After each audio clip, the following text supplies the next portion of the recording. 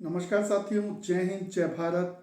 मैं राम मिलन मौर्य, भारतीय सदस्य राष्ट्र कार्यकारिणी समिति और संयोजक हरियाणा प्रदेश अखिल भारतीय परिवार पार्टी, प्रभारी फरीदाबाद लोकसभा। साथियों, आज मैं आपको ये बताने के लिए आया हूँ कि मैं राजनीति में क्यों आया, मेरा राजनीति में आना कैसे हुआ।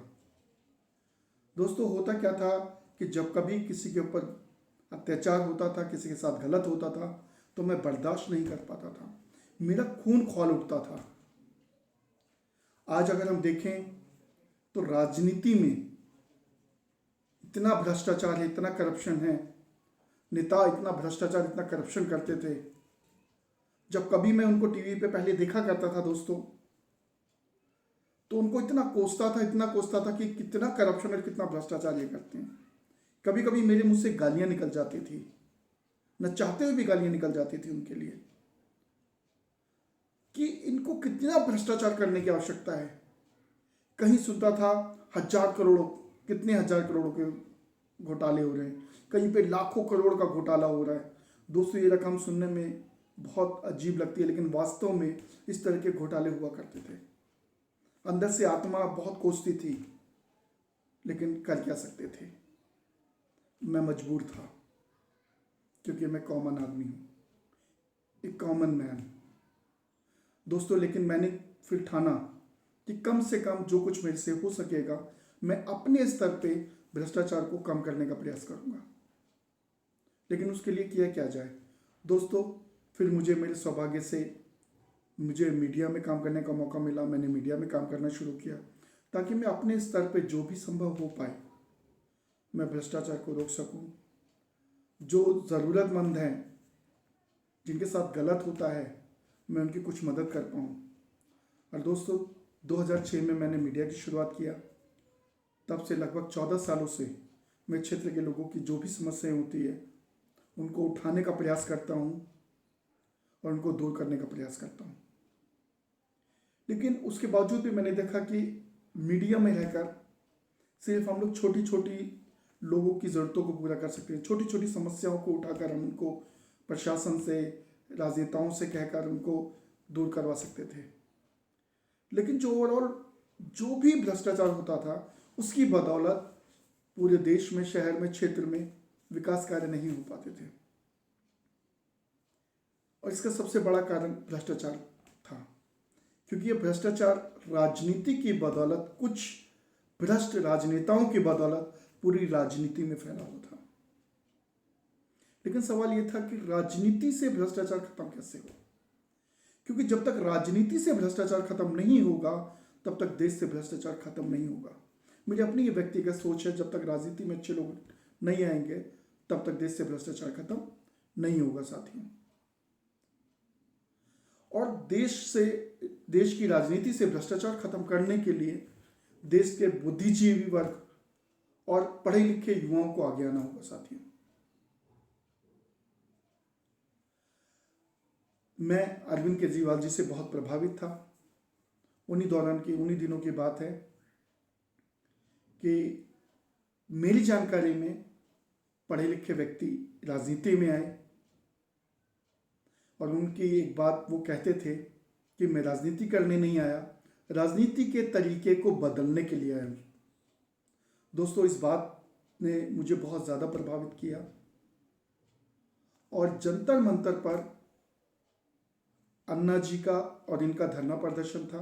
मैं उस न्यूज़ को कवर करने के लिए गया हुआ था, और वहाँ पर जब मैंने इनके जन लोकपाल बिल का ड्राफ्ट पढ़ा और उसके बारे में जानकारी मिली, तो दोस्तों मुझे यकीन हो गया कि अगर राजनीतिक चाह लें तो देश से भ्रष्टाचार और करप्शन खत्म हो सकता है। लेकिन वास्तव में होता क्या था कि राजनेता चाहते ही नहीं थे। अरविंद केजरीवाल जी ने उसकी शुरुआत की। 2011 की ये बात है, अप्रैल 2011, जब जंतर मंतर गया, वहाँ उनसे प्रभावित हुआ, जन लोकपाल बिल और वो सारी बातें देखी और समझी। तो दोस्तों, मैं खुद भी उस आंदोलन का हिस्सा बन गया। वहीं जंतर मंतर से मैं उस आंदोलन से जुड़ गया, जंतर मंतर से। और उसके बाद फिर इनका कार्यक्रम रामलीला मैदान में हुआ। रामलीला मैदान में भी फिर मैं आंदोलन से जुड़ा रहा।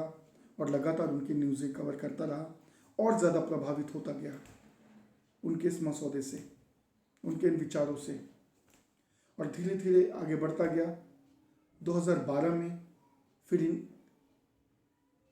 आंदोलन में से ही कुछ लोग ऐसे थे जो कि राजनीतिक पार्टी बनाना चाहते थे और कुछ लोग ऐसे थे जो राजनीतिक पार्टी बनाना नहीं चाहते थे, क्योंकि उस वक्त के कुछ राजनेताओं ने यह कहा था कि अगर जन लोकपाल बिल लाना है, देश में कोई कानून बनाना है, तो सड़कों पे कानून नहीं बना करते, आपको राजनीति में आना ही पड़ेगा, संसद में आना पड़ेगा, जीत के आइए, संसद में आइए, उसके बाद अपने हिसाब से अपने नियम और कानून बनाइए, तब जन लोकपाल बिल बनेगा। तो दोस्तों फिर अरविंद केजरीवाल जी और उनके कुछ सहयोगी साथियों ने मिलकर आम आदमी पार्टी का गठन किया। 2012 में आम आदमी पार्टी बनी और दोस्तों मैं आम आदमी पार्टी से जुड़ा 2013 में, और आम आदमी पार्टी में जुड़कर धीरे धीरे मैं फरीदाबाद में पार्टी के लिए कार्य करता रहा। और 2014 में फिर मैंने आम आदमी पार्टी से ही फरीदाबाद लोकसभा टिकट के लिए आवेदन किया। कई 100 लोगों ने उसके लिए फॉर्म भरा और दोस्तों 4-5 राउंड होने के बाद मैं लास्ट 7 में मेरा भी नाम आया, लेकिन अनफॉर्चुनेट टिकट नहीं मिल पाया। उसके बाद भी पार्टी से जुड़ा रहा, क्योंकि मुझे लगा कि शायद राजनीति से भ्रष्टाचार तभी खत्म हो पाएगा जब अच्छे लोग राजनीति में आएंगे। और दोस्तों 2017 में हमारे क्षेत्र के कॉलोनी के लोगों ने मिलकर, नगर निगम के चुनाव थे, वाइफ को चुनाव के लिए आमंत्रित किया, उनको चुनाव लड़वाया और हम 2017 में वाइफ ने चुनाव लड़ा निगम पार्षद का। दोस्तों अब सबसे बड़ा सवाल ये आता है, उसके बावजूद फिर राजनीति से जुड़े हुए कुछ ही समय हुआ था, सक्रिय राजनीति में हम चुनाव लड़ने के बाद कूद चुके थे। उसके बाद 2018 में मुझे आईपीएल के बारे में पता लगा, institute of political leadership. Institute of political leadership क्या है दोस्तों? ये एक ऐसा संस्थान था जो कि राजनेताओं को ट्रेनिंग देता था। इसके संस्थापक गुरु श्री शाहनवाज चौधरी जी से मिलने का मौका मिला। मैं आईपीएल से जुड़ा, उनके विचारों के बारे में मुझे पता लगा। और गुरु शाहनवाज चौधरी हिंदुस्तान के एकमात्र पहले ऐसे ट्रेनर हैं जो कि नेताओं को ट्रेनिंग देते हैं, किस तरीके से राजनीति करनी है, किस तरीके से राजनेता बनना है, किस तरीके से चुनाव जीतना है, किस तरीके से चुनाव का प्रबंध करना है। ऐसी बहुत सारी राजनीति की बारीकियां वो राजनीति के लोगों को सिखाते थे। उनके आईपीएल में किसी भी पार्टी के व्यक्ति जा सकते थे, चाहे वो भाजपा के हों, कांग्रेस के हों, बीएसपी के हों, चाहे निर्दलीय हों, कोई भी व्यक्ति राजनीति की बारीकी सीखने के लिए उनके इंस्टीट्यूट में जा सकता था और सीखने के बाद अपनी किसी भी पार्टी से चुनाव लड़ सकता था या जो भी अपना चाहे वो कर सकता था।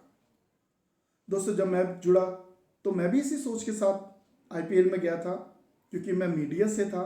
मैंने सोचा था कि राजनीति की कुछ बारीकियां सीखूंगा, चुनाव प्रबंधन सीखूंगा कि किस तरीके से चुनाव को प्रबंध किया जाता है, किस तरह से चुनाव को मैनेज किया जाता है, ताकि मैं अपने कुछ साथियों की क्षेत्र में मदद कर सकूं, चुनाव को लड़ने में, उनको मैनेज करने में।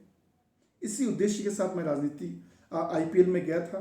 लेकिन जब गुरु शाहनवाज चौधरी जी के विचारों के बारे में जाना, उनकी अखंड भारत के सपने के बारे में पता लगा। जी हाँ, अखंड भारत का सपना, गुरु शाहनवाज चौधरी जी का सपना है अखंड भारत का। जब उसके बारे में पता लगा और उनको वो किस तरीके से अखंड भारत के सपने को पूरा करेंगे, उसकी रणनीतियों के बारे में पता लगा, तो दोस्तों मैं पूरी तरह से उनसे जुड़ गया। फिर उन्होंने अखिल भारतीय सपने को पूरा करने के लिए अखिल भारतीय परिवार पार्टी का गठन किया साथियों। जी हाँ, अखिल भारतीय परिवार पार्टी। आज मैं भी गुरु जी के सपने को पूरा करने के लिए अखिल भारतीय परिवार पार्टी से जुड़ा हूं और गुरु जी उस अखिल भारतीय परिवार पार्टी में और अखिल भारतीय परिवार पार्टी मुझे जो भी जिम्मेदारी देगी, मैं धन तन मन से पूर्ण समर्पण भाव से उसको पूरा करने का प्रयास करूंगा, ताकि मैं अखंड भारत के सपने को पूरा कर सकूं। लेकिन दोस्तों ये इतना आसान नहीं है। इसके लिए बहुत मेहनत करनी पड़ेगी, बहुत परिश्रम करना पड़ेगा। और ये इसलिए भी बोल रहा हूँ आसान नहीं है क्योंकि आज भी राजनीति में तब तक ये आसान नहीं है, और राजनीति से करप्शन करना दूर करना तब तक आसान नहीं होगा जब तक कि अच्छे लोग, पढ़े लिखे युवा और बुद्धिजीवी वर्ग राजनीति में नहीं आएगा। जी हाँ, मैं इसीलिए कह रहा हूँ कि पढ़े लिखे युवा जब तक राजनीति में नहीं आएंगे, क्योंकि कुछ लोग आज भी कहते हैं कि मुझे राजनीति से कोई मतलब नहीं है। आज किसी स्टूडेंट से जाके पूछिए, जो पढ़ाई कर रहा है, स्टूडेंट स्टडी कर रहा है, उससे जाके पूछिए कि आप क्या बनना चाहते हो, वो कहेगा मैं इंजीनियर बनना चाहता हूँ, डॉक्टर बनना चाहता हूँ, MBA करना चाहता हूँ, मैनेजमेंट करना चाहता हूँ, CA बनना चाहता हूँ। लेकिन कोई भी ऐसा व्यक्ति नहीं मिलेगा जो कि ये कहे कि हाँ मैं राजनेता बनना चाहता हूँ। क्यों लोग राजनीति में नहीं आना चाहते? जो ये लोग कहते हैं कि मुझे राजनीति से कोई मतलब नहीं है, मैं राजनीति में इंटरेस्ट नहीं लेता, राजनीति में रुचि नहीं लेता, तो वो झूठ बोलते हैं। क्योंकि हमारे गुरु शहनवाज चौधरी जी कहते हैं कि राजनीति में हमारे पास केवल 2 ही विकल्प हैं। हमारे पास राजनीति में केवल 2 ही विकल्प हैं, या तो आप राजनीति के हिस्सा हैं या आप राजनीति के शिकार हैं। जी हाँ दोस्तों, या तो आप राजनीति का हिस्सा हैं या राजनीति के शिकार हैं। अब ये हमें आपको तय करना है कि हम राजनीति के हिस्सा हैं या राजनीति के शिकार हैं। क्योंकि जब तक पढ़ा लिखा युवा और बुद्धिजीवी वर्ग राजनीति में नहीं आएगा और ये सोचता रहेगा ये हमारा काम नहीं है, ये राजनेताओं का काम है, तब तक राजनीति स्वच्छ नहीं हो सकती। इसलिए साथियों, स्वच्छ राजनीति में, साफ सुथरी राजनीति करने के लिए स्वच्छ लोगों को राजनीति में आना ही होगा। जब तक अच्छे लोग राजनीति में नहीं आएंगे तब तक राजनीति स्वच्छ नहीं हो पाएगी। और हम दूर से कोस कर राजनीति को कुछ नहीं कर सकते हैं कि राजनेता ऐसा करते हैं, राजनेता चोर है, राजनेता ये है, राजनेता वो है। नहीं हो पाएगा साथियों। अगर राजनीति से हमें गंदगी दूर करनी है तो हमें राजनीति में आना ही पड़ेगा। आप जैसे अच्छे युवाओं को राजनीति में आना पड़ेगा। सिर्फ आप लोग इसलिए स्टडी मत कीजिए कि मुझे 2 वक्त की रोटी रोजी कमानी है, मुझे अपने परिवार का पालन पोषण करना है, मुझे अपना करियर बनाना है। राजनीति में भी आपका करियर हो सकता है। तो दोस्तों, मैं आज के देश के युवाओं से ये आह्वान करता हूं कि आप आइए। अगर आपको लगता है कि आप राजनीति में आकर देश की राजनीति को अच्छी कर सकते हैं, देश के डेवलपमेंट में, विकास में अपना सहयोग दे सकते हैं, आप सांसद या विधायक का लायक हैं, आप सांसद या विधायक बनकर देश की राजनीति को बदल सकते हैं, तो आइए। मैं राममिलन मौर्य भारतीय अखिल भारतीय परिवार की तरफ से आप सबसे ये अनुरोध करता हूं और आग्रह करता हूं कि आइए और राजनीति को ज्वाइन कीजिए, जुड़िए इससे, ताकि राजनीति अच्छी और स्वच्छ हो सके। आने वाले 2024 में अखिल भारतीय परिवार पार्टी पूरे देश से 543 लोगों को लोकसभा का चुनाव का टिकट देंगे और चुनाव लड़वाएंगे।